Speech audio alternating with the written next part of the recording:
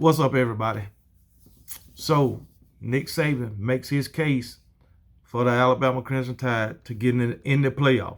And he says that Alabama deserves to be in the playoff with their body of work. But he posed a question that the committee should ask.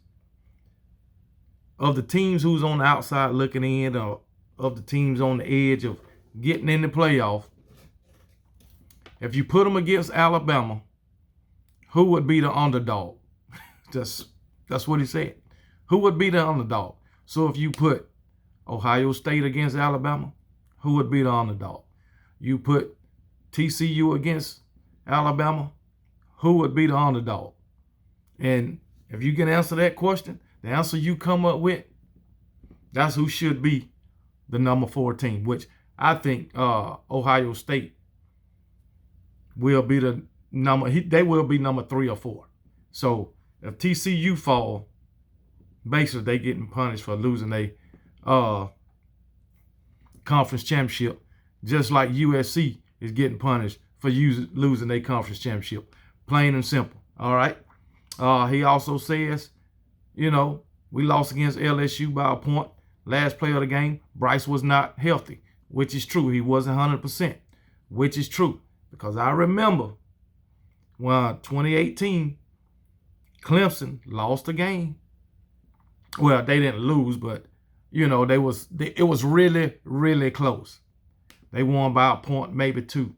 Trevor Lawrence got hurt in that game, and the backup had to come in and save the day. And they looked at that game and said, "Hey, Trevor Lawrence, he was hurt."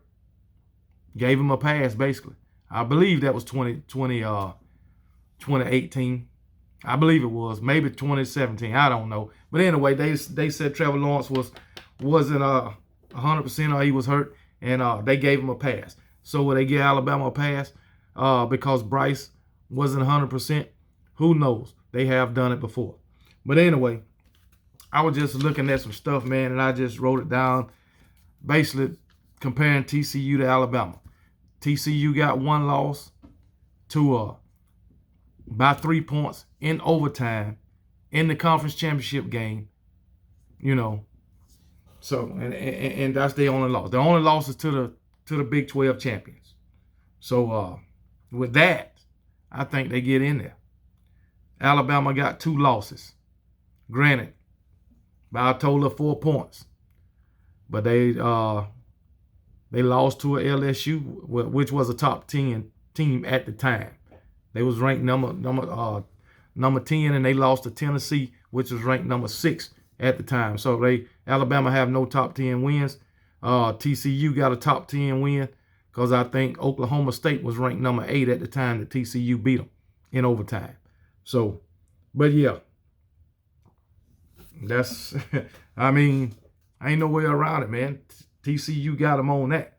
Far as the quality of opponents, I don't know. TCU, all I know, they are 5-1 against top 25 opponents, and my Alabama Crimson Tide is 3-2. So, but anyway, I just thought it was interesting, the question that Nick Saban posed, and it's a good question. Right now, today, if you put TCU and Alabama head to head, I mean, who is the underdog? And whoever is the underdog would not be the best team, in my opinion, which we all know that would be TCU. But anyway, and then, I mean, another thing, man, Tennessee might be in the mix too. If they drop TCU out, Alabama, Tennessee might just be a conversation for that 4th position, because both of them got the same record. Tennessee is head to head, beat Alabama head to head. So that might be a conversation too if they drop TCU out the top 4. That might be a conversation. But then again, Tennessee lets an unranked South Carolina score 63 points on them. Another conversation. So I think they're gonna have a long morning in the morning, the committee. Just saying. But we all know what most of the college football world want to see, and that's a rematch between Georgia and Alabama. We might not get it. I don't believe we'll get it, but I'm telling you, that's what the world want to see. That's the game that will make the most money. That game probably will make more money than the national championship. Plain and simple. Plain and simple. Because everybody still, even though Alabama lost 2 games, everybody still believe that Georgia and Alabama is the 2 best teams in the country. They still believe that. I believe it. And of course, damn near every Alabama fan believe it. Most every damn Georgia fan believe it. Even Georgia fans, that's the game they want. Because guess what? Going back to the national championship, almost every Alabama fan believe we would have beat Georgia in the national championship game back in January if Jameson Williams and John Mitchell was in the game. I believe it too. So Georgia want that rematch too, so they can shut us the hell up, I guess. But anyway, if it happens, I think both teams will be healthy, and may the best team win. Plain and damn simple. But I just want y'all to know, Nick Saban made his case. He posed a question. He said a lot of other stuff, but I just think that question was the most important thing that he said. So it is what it is, and we'll see what happens tomorrow.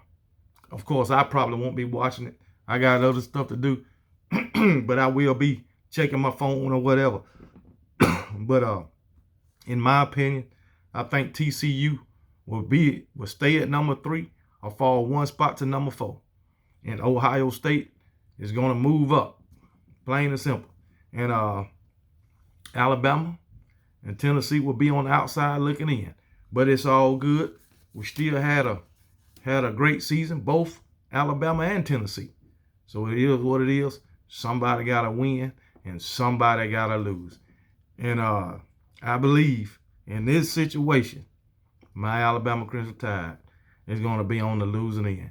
But if they happen to get in, we all know what they are capable of doing, because we saw it back in 2017.